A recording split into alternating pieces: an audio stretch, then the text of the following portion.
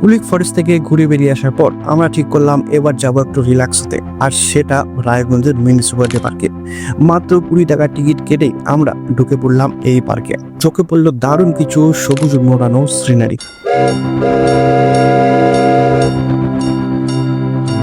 আর এখানে বাচ্চাদের জন্য ছিল প্রচুর খেলার জায়গা, বলতে পারো বাচ্চাদের জন্য এই পার্কটি সত্যি একটা স্বর্গ। কিন্তু যেটার জন্য আমাদের আশা সেদিকেই চলে গেলাম, আর সামনে এগিয়ে গিয়ে পৌঁছলাম লেকের ধারে। সেখানে দেখা মিলল এই বোটের। আর এত সুন্দর একটা সিনারি, সেটা তো এনজয় করবো না তা হয় না। 20 টাকা টিকিট কেটে বোটে উঠে পড়লাম, আর প্যাডেল করতে করতে 4-5টা এনজয় করলাম। তারপরে বোটিংয়ে করে আমরা যাচ্ছি কোথায়? আমরা যাচ্ছি এখন কুলিক নদীতে। কুলিক নদীতে? দেখো একবার আশপাশ। এই যে আমাদের এটা কুলিক নদী। এই অ্যাক্সিডেন্ট হবে।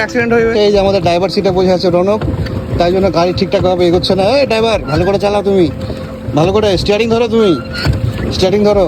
আমরা এখন আছি রায়গঞ্জ শিশু উদ্যানে। আমি একটা বড় শিশু, এই আর একটা শিশু, 25 বছরের শিশু, আর এটা হচ্ছে আমাদের সব থেকে বলিষ্ঠ শিশু যে এখন স্টিয়ারিংয়ে বসে আছে।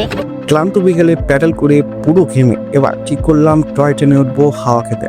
না, সেই দার্জিলিং এর টয় ট্রেন না, আমরা উঠবো এই পার্কের এক মিনি টয় ট্রেনে।